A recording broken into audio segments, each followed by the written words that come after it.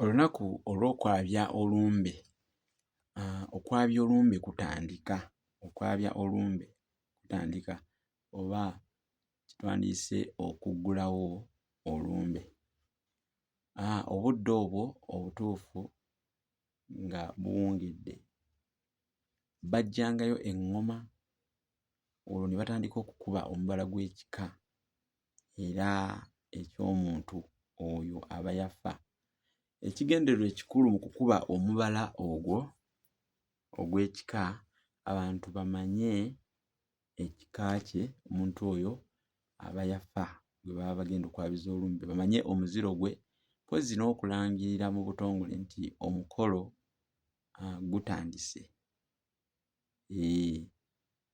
Edda mu kiro ekyo battanga embuzi era embuzi eyo baagiyitanga embuzi ey'olufuuwa. Ekibumba kyayo ne kyokerwa ku kyoto ate ekikumwa mu luggya. Kaakati nnamwandu obanga omusajja eyafiirwako omukazi ne bamulekawo ne balyoka balya ekibumba ekyo. Kaakati omu ku abo nga teyeekuuma bulungi mu nsonga z'obufumbo, ng'oyo olumbe lwa mukadde we terunnaba kwabizibwa, tebaamukkirizanga kulya ku kibumba ekyo. Boogera ku bamulekwa. Nti oyo teyalyanga ku kibumba ekyo, nti omuntu oyo alinganga omuntu oyo tekyabanga kirungi omuntu oyo okulya ku kibumba, nga bw'amala n'alya ku kibumba ekyo nga kiwanuzibwa nti ayinza n'okufa. Eno y'engeri y'emu ku ezo Abaganda ze baakozesanga okukuuma ensa zaabwe n'obuteenyigira mu bigambo eby'obukabakaba oba okwekabaawaza. Edda enju zaabanga za bisuuwa nga mulimu empagi eya wakati. Empagi eya wakati eno eyitibwa luwaga kubanga yeewagira amaka oba yeewagira ennyumba. Kati empagi eyo eyitibwa luwaga kubanga yeewagira enju. Kale nnyinimu bwe yafanga mu kwabya olumbe, empagi eyo yakyusanga erinnya nga eyitibwa eggwagi. Era empagi eyo oba eggwagi yawangulwangamu, baagiwangulangamu ne bagiteeka ku kyoto, bamulekwa ne bagyota.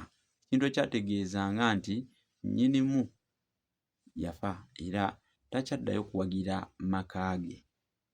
Kye kyawanguzangamu empagi eyo luwaga eyawagiranga enju, amakulu nti nnyinimu ono yafa, takyaddamu kuwagira maka ge.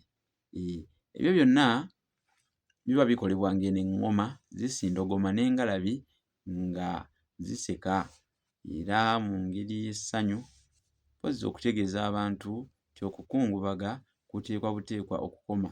Bamulekwa ne bannamwandu batandike okubeera mu bulamu obwa bulijjo kubanga nga bwe bimanyiddwa, ebiseera ebikulembera okwabya olumbe bibeera biseera bizibu nnyo eri bamulekwa oba ne bannamwandu mu ngeri y'okwekyusakyusaamu munnange n'okwesanyusaamu kiba kizibu.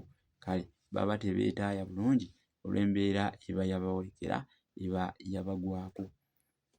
Abantu babasuubira obutaba mu ngeri yonna eraga ssanyu lyabwe, ate era tujjukire nti nnamwandu teyanaabanga yadde okumwa enviiri. Kuva bba lwe yafa bwe kityo bwe kyabanga, teyanaabanga wadde okumwa enviiri. Kale nno embeera ey'amasanyu agabaawo mu kwabya olumbe gagezaako okusumulula abantu bano okuva mu nnaku gye baba balimu, era olw'okubanga amasanyu gabeera mu lujjudde, waleme kubaawo muntu n'omu oluvannyuma anenya bamulekwa singa baba basangiddwa mu kintu kyonna eky'essanyu.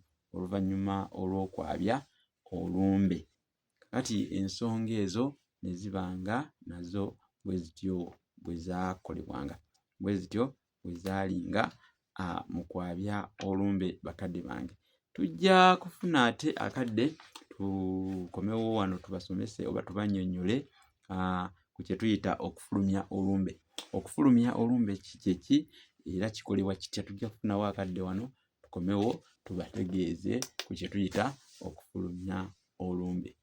Tujja kudda tubabuulire kye tuyita okufulumya olumbe kye ki, kikolebwa kitya, baba bafulumya olumbe